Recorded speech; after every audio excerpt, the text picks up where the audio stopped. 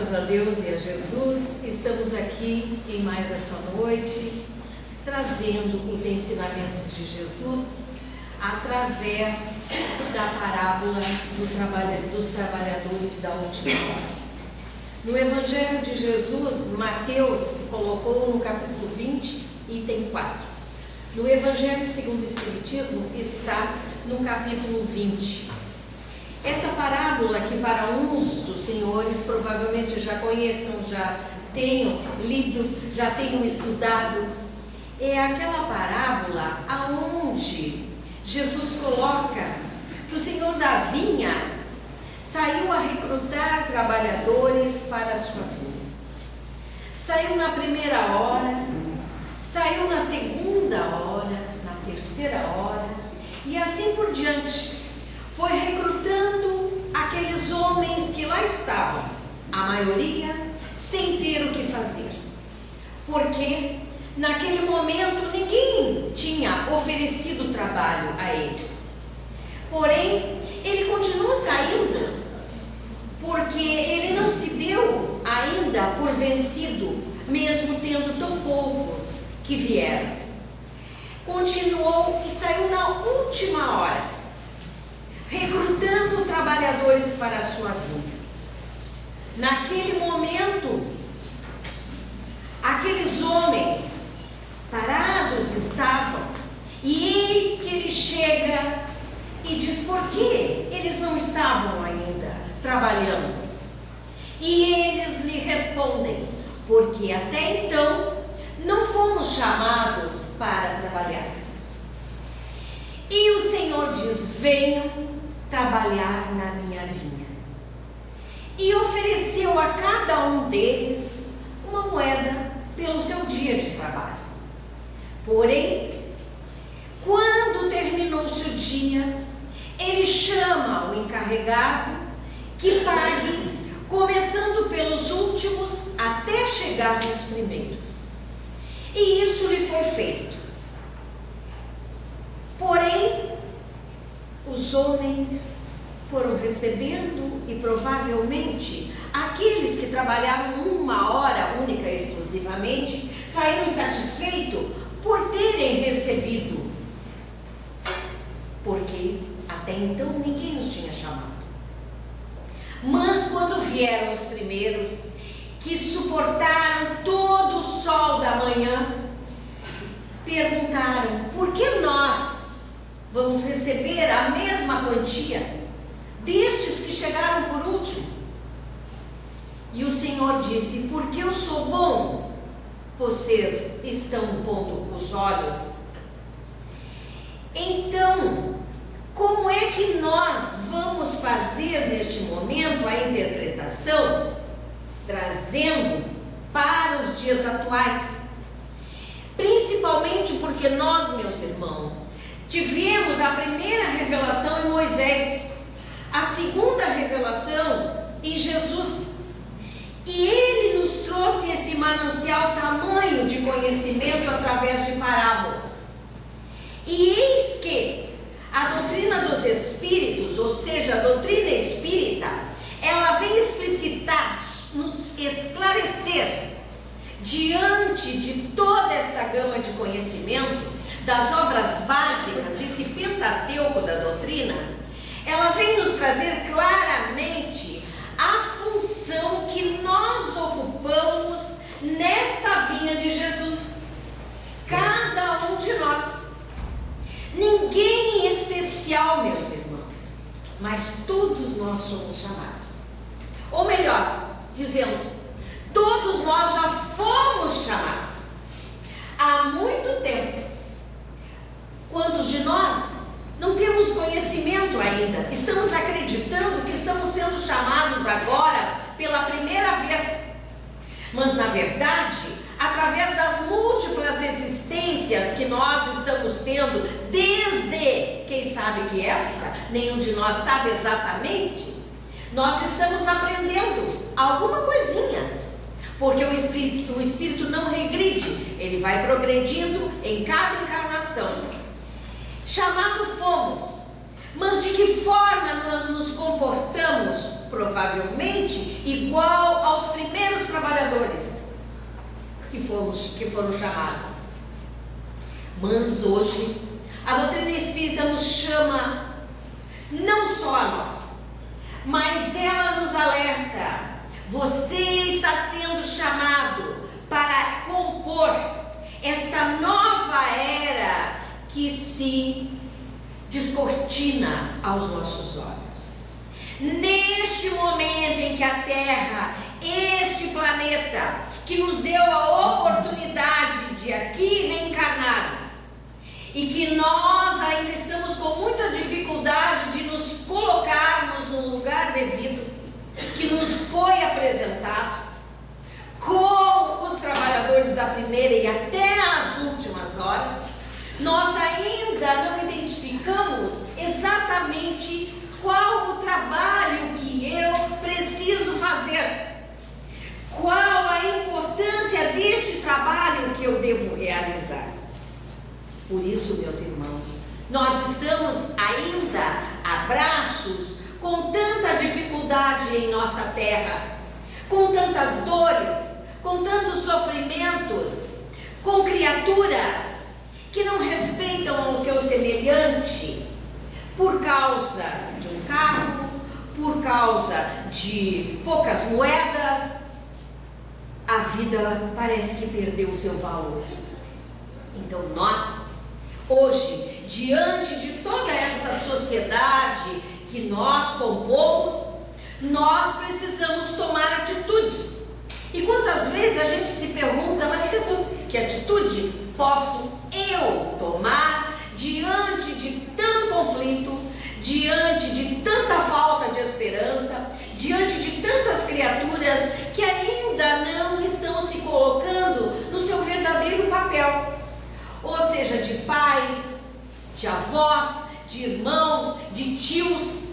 Não importa que situação nós estejamos, mas nós precisamos aprender a compor essa sociedade de forma tal que não importa o momento que nós chegamos na vinha do Cristo, importa que nós estamos hoje na vinha do Cristo.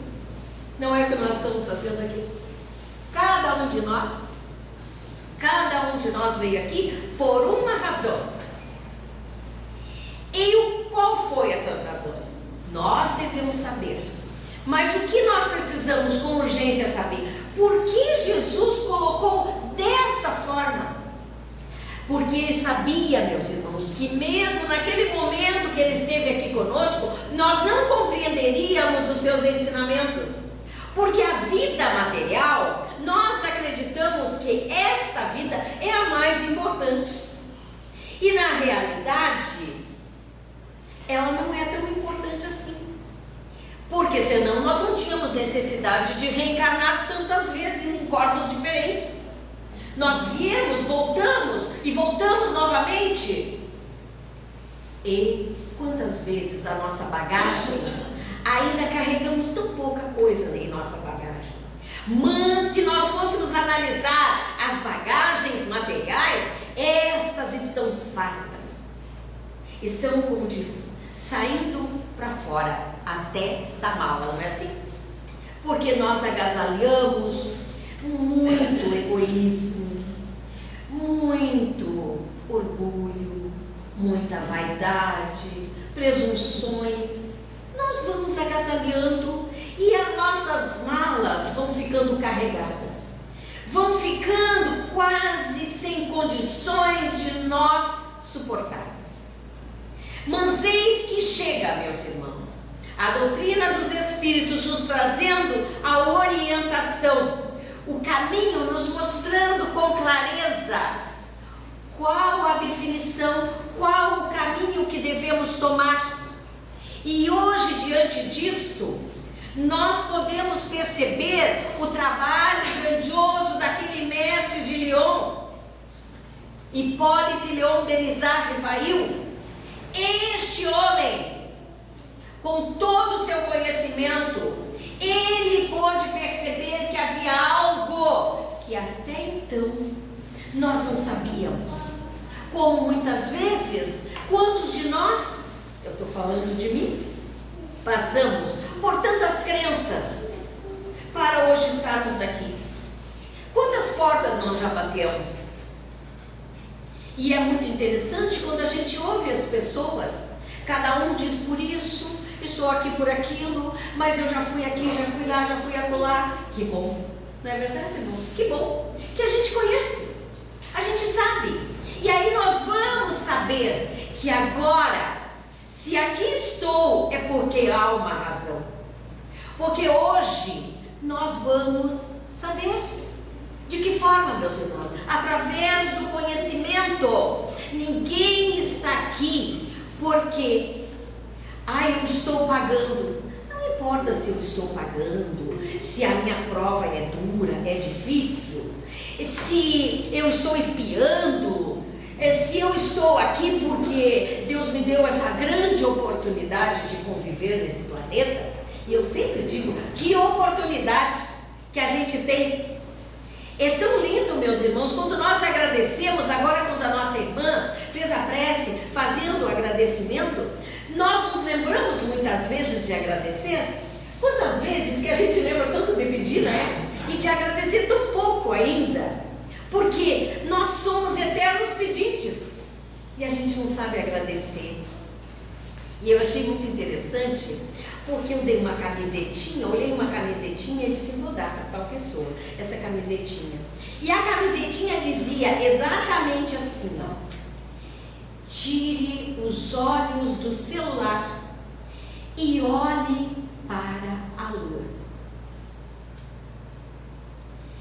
Quantas vezes que a gente, olha, o sol pode estar imenso, brilhando, a gente só diz assim, mas que calor, que sol forte, não é assim? Mas se nós tivéssemos escuridão, nós gostaríamos? Não, né? Nós queremos sol, nós queremos ver a lua, e a lua cheia, mas quantas vezes a gente diz assim, tu sabe que lua é? Não sei, faz tempo que a gente não olha, a gente não sabe. Nós estamos no planeta, nós estamos na nossa cidade, e quantas vezes nós estamos deslocados? Agora, a gente sabe qual é o último filme, qual é a novidade da vizinhança, isso às vezes a gente sabe. Porque a gente se preocupa com coisas desnecessárias. E as coisas necessárias nós deixamos para lá. Por isso que o Cristo nos fez este chamamento. Não importa que hora você vai chegar, mas quando você chegar, a responsabilidade é sua de assumir a tarefa. E a maior tarefa, queridos, não é aquela que nós vamos falar para uma grande multidão. Não. A maior tarefa é aquela de doses homeopáticas que nós vamos passando para aqueles que estão lado a lado conosco na caminhada. É os nossos filhos, é os nossos netos, é os nossos bisnetos, os nossos sobrinhos netos, e assim sucessivamente. Nós vamos passando o nosso esposo, a nossa esposa. Quantas vezes que eles não compreendem aquilo que um de nós já compreendeu? O nosso posicionamento na vida, por isso Jesus nos disse, amai-vos uns aos outros. Mas lá adiante, tanto nas bodas de Canaã, e também os trabalhadores da última hora, ele disse uma frase: muitos os chamados, mas poucos os escolhidos. Por que será, meus irmãos? Porque todos nós fomos chamados, mas porque nem todos foram escolhidos. Porque quantos de nós nos desviamos, não é isso que a outra parábola diz? Fomos cuidar dos nossos afazeres, exatamente, fomos cuidar das coisas materiais, e as coisas espirituais, nós acreditamos que a gente tem que dar tempo ao tempo. Um dia nós chegamos lá, um dia nós vamos aprender, um dia eu vou fazer, não é assim? Mas o bem, ele está sendo agora neste momento colocado para todos nós, e tanto é que Erasto, naquela mensagem, como vamos saber quem são os trabalhadores? Erasto coloca naquela mensagem, e nós vamos ler depois para os irmãos. Mas, irmãos, o trabalho de Allan Kardec para nos trazer a doutrina espírita, para que nós aprendamos que nós somos os candidatos a trabalhar na vinha do Mestre, mesmo sendo aqueles que chegamos bem na última hora, o salário será, nós brincamos, compensador. Porque todo aquele que faz o bem sempre será recompensado. Mas não vamos fazer o bem pensando na recompensa. Vamos fazer o bem, vamos trabalhar nesta vinha do Senhor, de forma que o salário que venha, tudo bem, mas o maior salário é o salário do dever cumprido, é o salário da consciência em paz, é o salário da tranquilidade que nos dará todo aquele que cumpre com o seu dever de cristão. E é justamente para isso que a doutrina dos Espíritos está aí para todos nós. Irmãos, quando nós falamos que a doutrina espírita, ela é nova, ela não é nova. 160 anos fará agora em abril. Então, diante de Moisés, diante de Jesus, é uma doutrina recente. Mas o aprofundamento dela, as questões que ela nos traz, tira aí o véu que até então encobria a nossa visão de enxergarmos, de compreendermos. E hoje nós temos essa facilidade de compreender, porque ela é clara. Tanto é que hoje se passa a doutrina espírita para gestantes, para bebês, para criança, para adolescente, para jovens, para adultos e para a madureza. Não tem idade para a doutrina espírita. Ela é ampla, trazendo para cada um a sua linguagem adequada para cada momento. E este momento cabe, queridos irmãos, a nós, trabalhadores da última hora, a tarefa de conservar a doutrina tal qual Kardec nos trouxe, libertando-nos dos atavismos que até então nos prenderam a esta crosta terrestre. Quanto mais nós vamos nos libertando, nós não precisamos de apêndices. A doutrina espírita é a doutrina de fórum íntimo. Conhece-te a ti mesmo. E na realidade, como nós temos dificuldade ainda de nos conhecermos a nós mesmos. Quantas vezes, se nós tivéssemos que nos descrever, nós não sabemos quem somos. Nós temos dificuldade de sabermos quem somos. Então, meus queridos irmãos, porque o Evangelho, segundo o Espiritismo, ele é uma leitura moderna.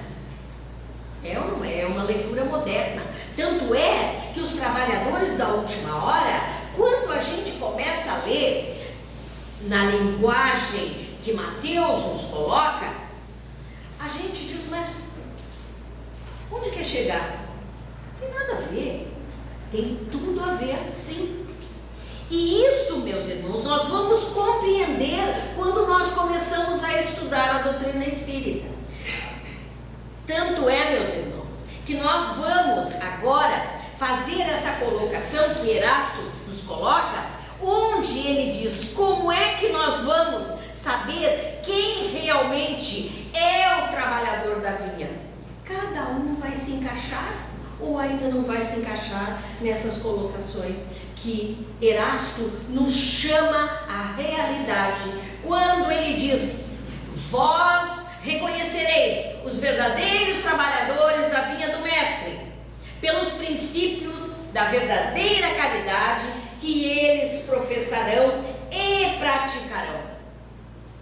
Então aí nós vamos perceber, eu estou enquadrado ou ainda não estou. Então, é estes trabalhadores que vão realmente fazer, aqueles que já fazem, que já praticam a verdadeira caridade. Qual é a verdadeira caridade, meus irmãos? No Evangelho está lá: toda vez que fores fazer o bem a alguém, dê com uma mão que a outra não saiba.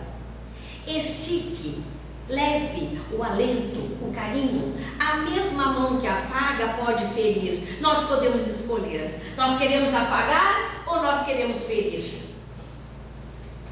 E não só serão reconhecidos por professarem, mas principalmente por praticarem a lei de caridade.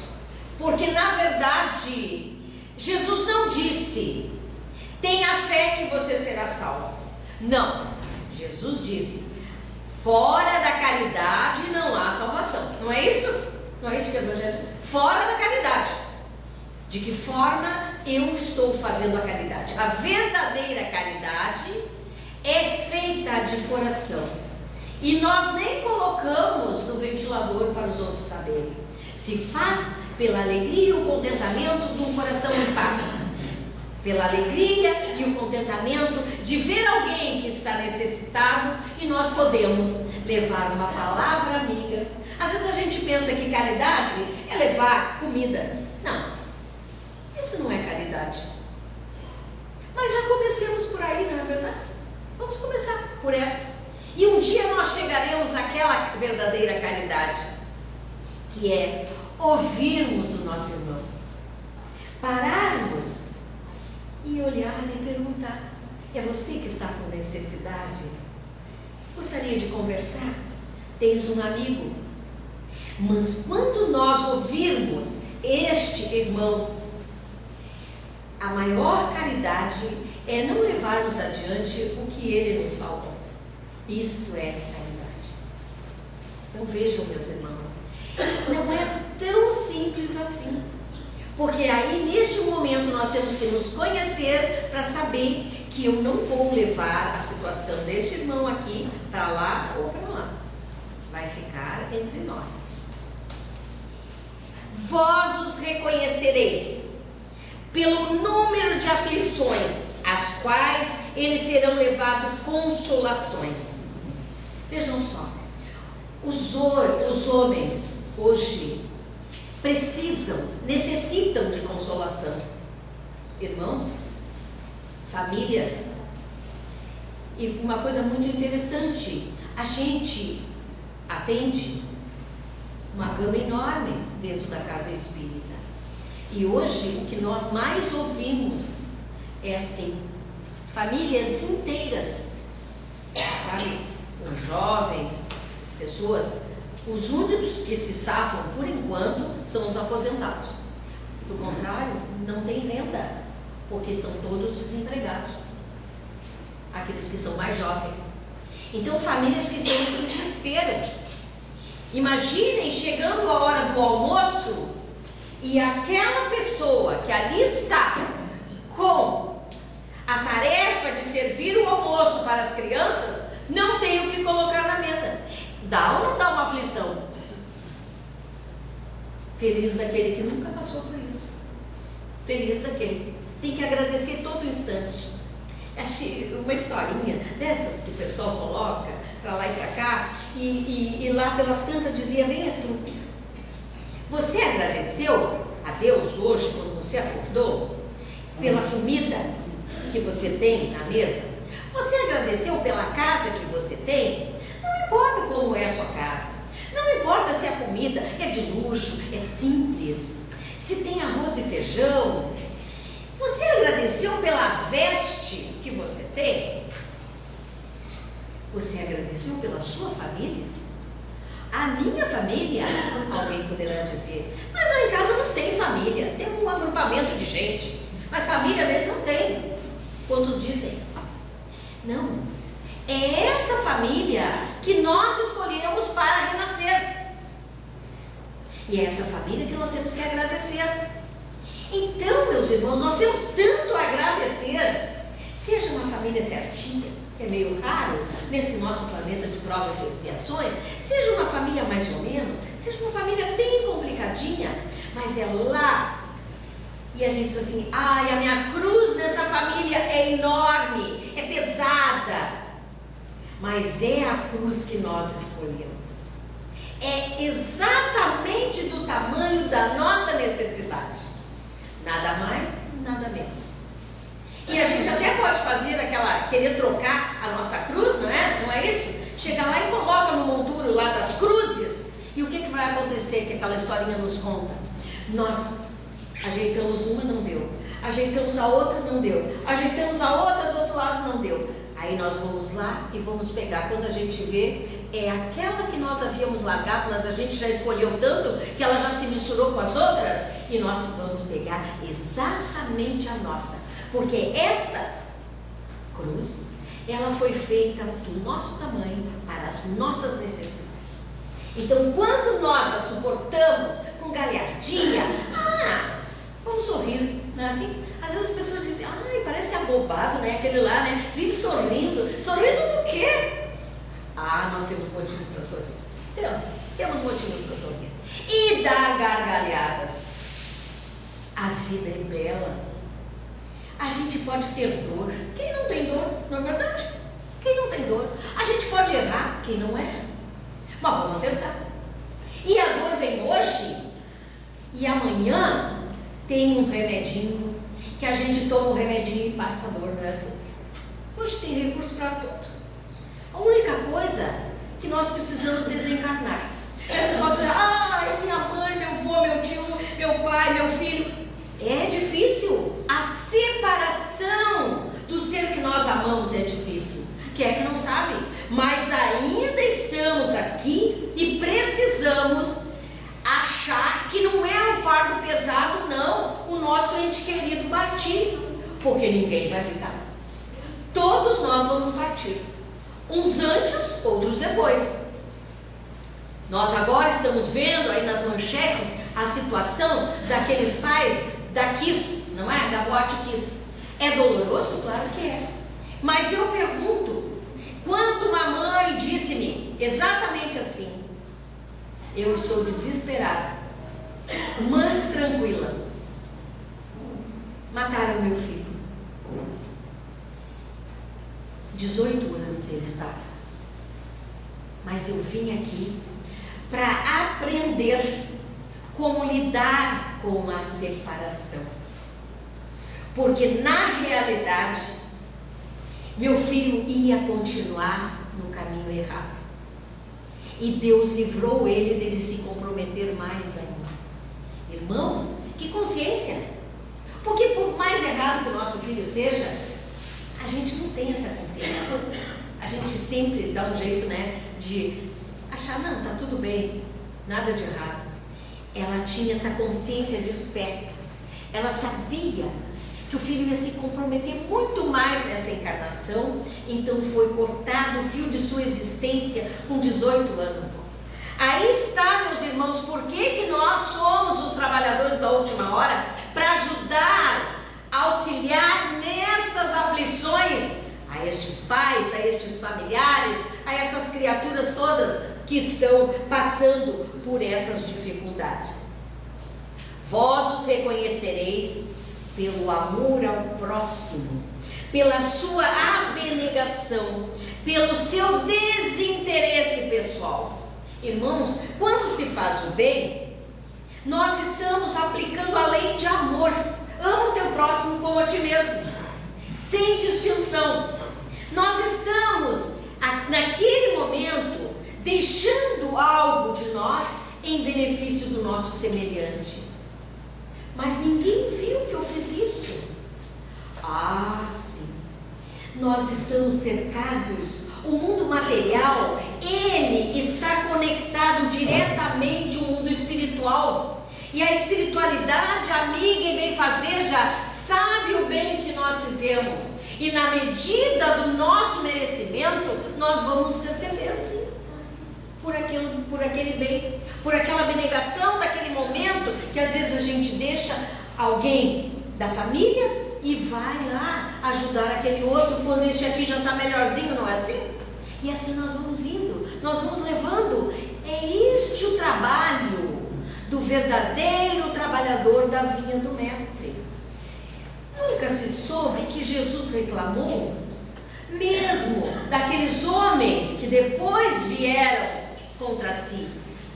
Acha que o mestre não sabia quem é que ia depor contra ele depois? Mas ele nunca deixou de estender a mão.